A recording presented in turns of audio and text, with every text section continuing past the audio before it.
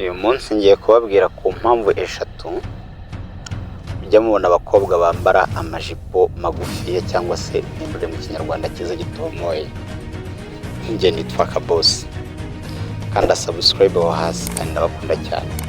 Dore nta mpamvu ya mbere rero ni iyi ngiyi. Abakobwa bambara amajipo magufiya bitewe no kwigana ibyo twita ikigare.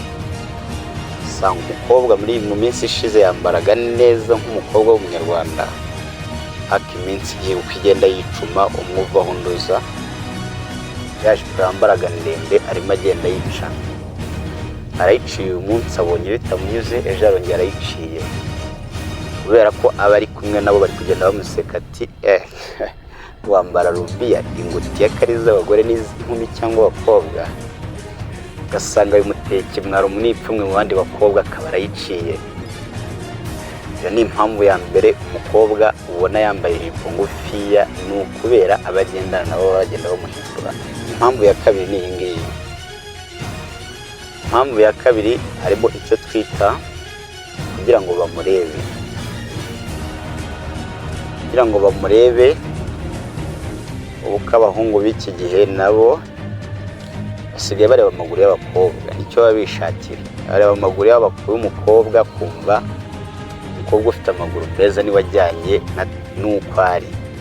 Mbese abahungu basigaye baserekitinga bigendeye ku maguru, ntibaserekitinga bigendeye ku bikorwa umukobwa akora. Ugasanga umusore afite gahunda yo gushaka, ariko arimo arareba amaguru y'umukobwa na nyashi. Icyo nicyo yitayeho cyane. Mu yandi magambo, nta terambere akeneye. Umukobwa akeneye ni ibyo ngibyo afite.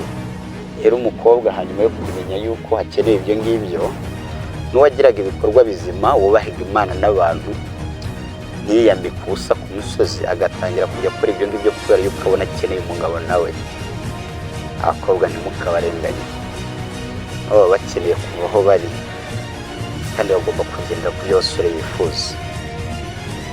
Impamvu ya gatatu rero ni ukwigana umuco w'agakondo abandi. Ubundi uyu muco wo kwambara imyambaro migufiya niyo uyu muco yagiye igaragara mu bihugu by'i Burayi. Kubera ko yagiye igaragarayo rero, n'Abanyafurika twebwe tugenda tureberaho tukavuga ati ibintu byaba byiza, ariko nyamara ntabwo ari sayiti yacu. Hari umuco Abanyarwanda twagenderagaho kwambara kandi tukikwiza, bikagaragara neza kandi bikangira tubone uwo dushaka. Uyu nguyu ni Kabosi. Nizere ko wakanze subscribe. Niba utaranayikanda wongere uyikande, manuka hasi uyikande, umenye ko namba ku muco mw'abakobwa. Abasore natwe tubive ibyo abakobwa bakora, tubive mu myambarire yabo n'imiterere yabo, kuko ntabwo aricyo kizaduteza imbere. Ndabakunda cyane.